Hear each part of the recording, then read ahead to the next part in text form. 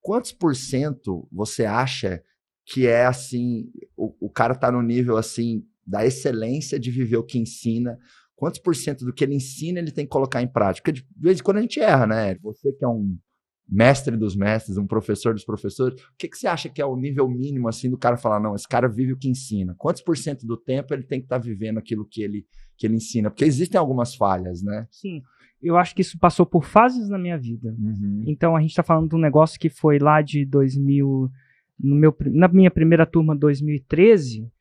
Antes disso eu já fazia isso por cerca de 3 anos, né? Então fiz 3 anos, comecei a ensinar depois do 3º ano. E aí no começo do ano eu fui ensinando, olha só, eu fui ensinando o que eu fazia quando eu tinha, sei lá, 7 dígitos, uma empresa de 7 dígitos de faturamento. Eventualmente minha empresa virou uma empresa de 9 dígitos de faturamento. E hoje, com uma empresa de 9 dígitos de faturamento, com 120 funcionários, né? Tipo, um headcount de 120 pessoas direta. 9 dígitos, não, vou corrigir, múltiplos 9. Você vai abrir o jogo aqui. Pois é.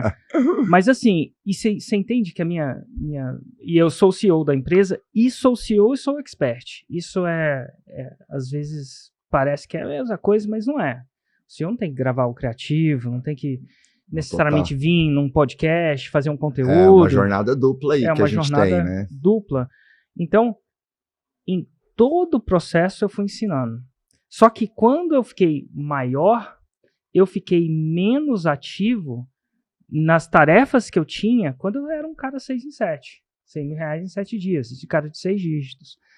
E aí eu fui criando programas separados, né? Então hoje eu tenho 4 programas de mentoria, um antes do 6 em 7, o outro depois do 6 em 7, até 2 milhões por ano, depois de 2 para 10, depois 10 mais. E aí eu fui não só fazendo coisas diferentes, só que aí eu fui trazendo pessoas que ainda estavam naquele nível para viver essa coisa. Então, assim, se você me perguntar, eu faço minha página de captura, o que quer que seja isso, tá? Eu mando meu e-mail? Não. Às vezes eu nem escrevo, eu só reviso. Mas dentro da empresa tem pessoas que estão vivendo isso.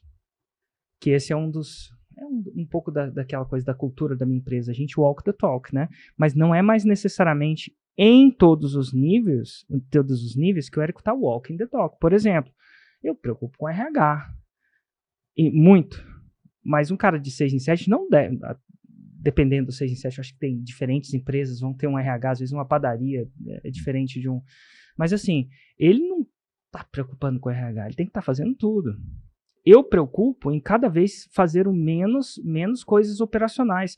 Eu não acredito que em todas as áreas e todos os níveis, às vezes, você tem que fazer um menos operacional. Inclusive, em vias de regra, eu acho que cada caso é um caso, mas no começo da jornada, eu quero que o meu aluno, ele quer que ele faça de tudo um pouco, para ele ter uma noção, para ele sentir o negócio como um todo, entender do negócio como um todo. Às vezes a pessoa terceiriza a responsabilidade ou a estratégia muito rápido, e ela fica meio que refém daquela terceirização, por exemplo. E aí acontece alguma coisa na terceirização, porque é terceirizado, né? Não é um casamento, e a coisa acontece e aí desmanda.